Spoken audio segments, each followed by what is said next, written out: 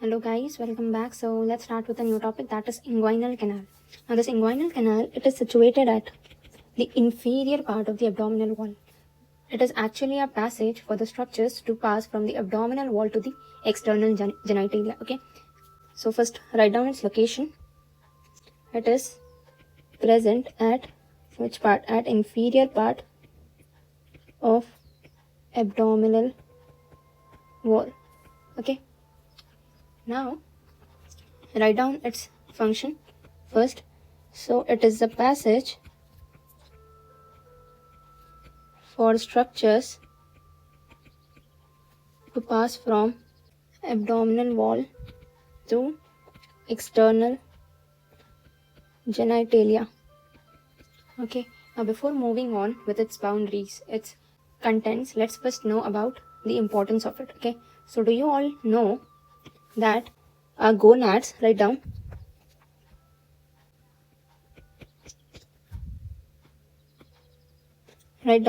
gonads are established in the posterior abdominal wall. In the posterior abdominal wall during embryological stage, okay, and later they descend down. Okay, and this descending down of these gonads are done by this inguinal canal. Okay, now what happens? There is a structure called as gubernaculum. Now what is this gubernaculum? Write down. It is a fibrous cord. What it is? It is a fibrous cord that connects the inferior part of gonads to future scrotum and labia majora. Scrotum in males, labia majora in females. Okay, write down scrotum in males, labia majora in females. Okay, so what is this gubernaculum? It is present at the embryological stage, but later on this gubernaculum in males becomes scrotal ligament. What it will become? It becomes scrotal ligament. And this scrotal ligament, what it does, it limits the movement of the testes. Write down.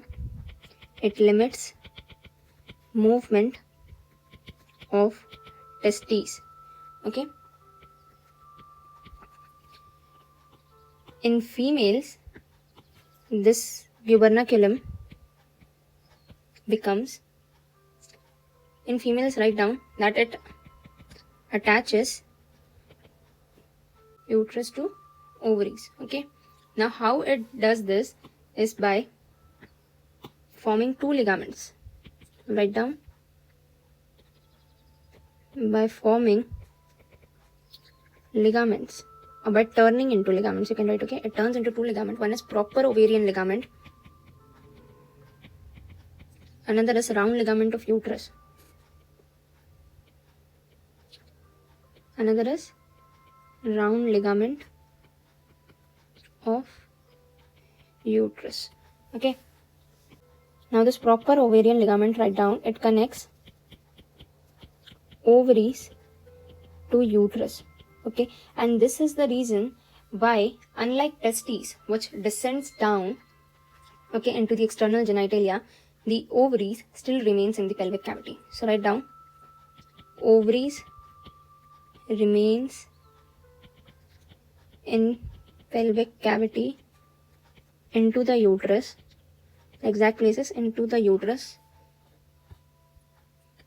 due to this ligament.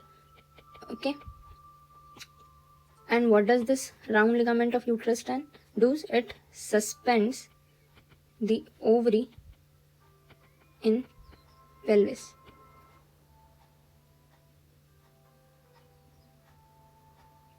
Okay, it suspends the ovary in the pelvis. So actually this statement which I said, it is carried out by both of these ligaments, but mostly the ovaries are connected to the uterus. That's why they stay in the pelvis. Okay, now let's learn about the inguinal canal. Okay, what are we learning about? Inguinal canal. So without wasting time, let's start.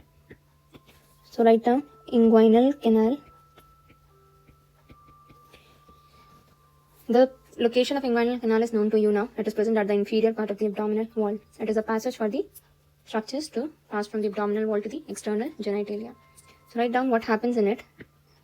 During embryological stage,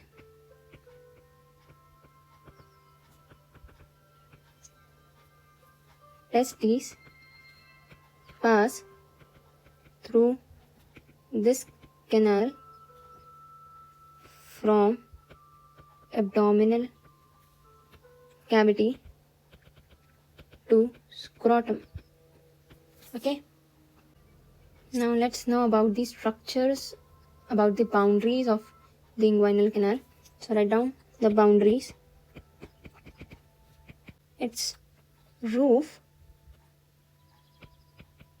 is formed by transversalis fascia,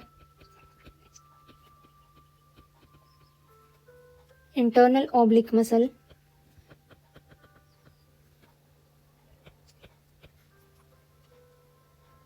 and transverse abdominis.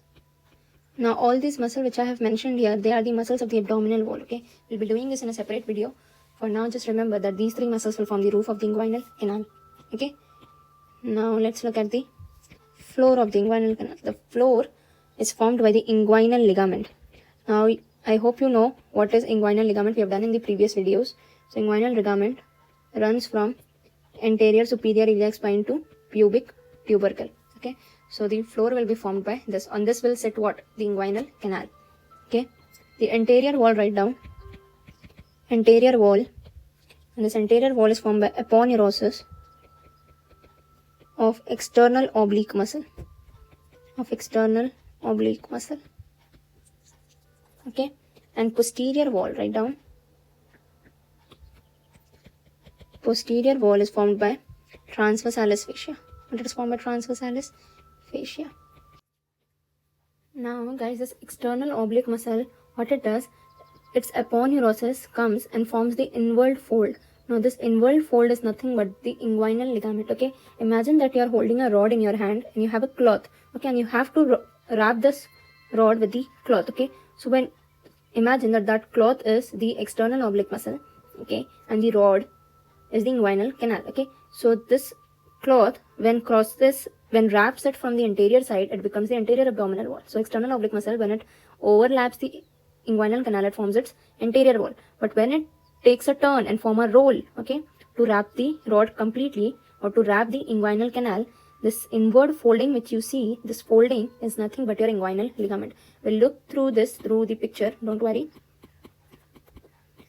But for now, write down the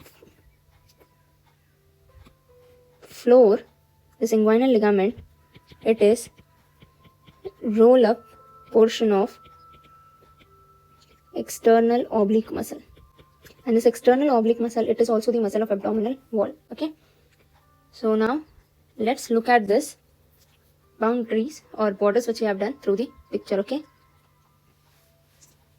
so this is the picture of inguinal canal. You can see this canal, okay, running on the inguinal ligament. Okay, you can see this external oblique muscle. Okay, this external oblique muscle, it forms the anterior abdominal wall. Okay, so this is the anterior side, this is the posterior side. Okay, so it forms the anterior abdominal wall. Then you can see that it is forming this enfolding, or it is forming a rolled up portion. Okay, this rolled up portion is nothing but your inguinal ligament. Okay, so what is inguinal ligament? It is the rolled up portion of the external oblique muscle aponeurosis.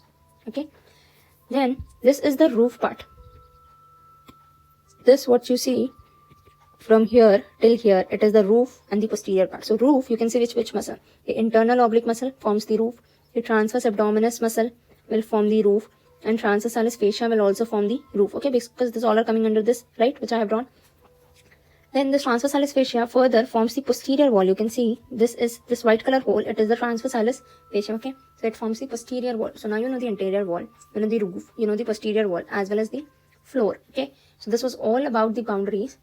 You don't have to draw this picture. You have to draw the simplified version which I have drawn. Okay, and just remember the boundaries. Okay. Now there are rings present in this inguinal canal. Rings are nothing but here we are mentioning ring as openings. Okay, here rings means openings. So write down the topic rings. It has two openings: superficial opening and deep opening. superficial opening and deep opening, or superficial ring and deep ring. Okay, now the superficial ring, it marks the end of inguinal canal. So this ring is present where? At the pubic tubercle. Write down, present at pubic tubercle. Okay, and it is formed by external oblique muscle. This ring will be formed by external oblique muscle. Okay, now for the deep ring, write down, it is found above the mid-inguinal point. Now what is this mid-inguinal point? It is the exact middle or midpoint of inguinal ligament. Okay, so it is present just above or above the mid-inguinal point. Write down, it is created by or formed by transversalis fascia. Who forms this? Transversalis fascia will form this. Okay, now let's look at this through the simplified version diagram. So you can see I've mentioned this anterior superior iliac spine and pubic tubercle. Through that will run this green color ligament which you see. This is inguinal ligament. What it is? It is inguinal ligament. Now this inguinal ligament exact midpoint is the mid-inguinal point. Okay, you can see the inguinal canal is situated in this inguinal ligament. Okay, this inguinal ligament will form the floor of the inguinal canal. There are two openings present for the canal. One is the deep opening which is situated near the anterior superior iliac spine, or you can say just above the midpoint. Okay, this towards the pubic tubercle is the superficial inguinal ring present. Okay, from here the contents will enter and from here the contents will exit. Okay, from the deep they enters, from the superficial they will exit the canal. Okay, now let's look at the contents of the inguinal canal. Okay, what and all is present in it. So write down the topic contents of inguinal canal. Okay, in males, write down, in males what is present? Spermatic cord. What is present? Spermatic cord. In females, round ligament of uterus runs through this canal. What runs? Round ligament of uterus. Okay, now there's two nerves passing through this. So write down the nerves. Two nerves passes. One is ilioinguinal nerve and the another is genitofemoral nerve. Okay, and this ilioinguinal nerve, write down what it does. It carries the sensory innervation of genitals. Sensory innervations of genital area is carried by which nerve? By ilioinguinal nerve. Very important point, write down. Does not pass through deep inguinal ring. Okay, this might become the question in the future croc. Okay, and this genitofemoral nerve, write down important points regarding it. In males, it supplies the scrotum and cremaster muscle. Okay, and in females, it innervates mons pubis and labia majora. Okay, understood? So now you know the boundaries of the inguinal canal, the contents of the inguinal canal, the importance of it, the ligaments of the ovaries, and the ligaments which are present in the males formed by gubernaculum. Okay, so I hope everything is clear regarding the inguinal canal. Thank you.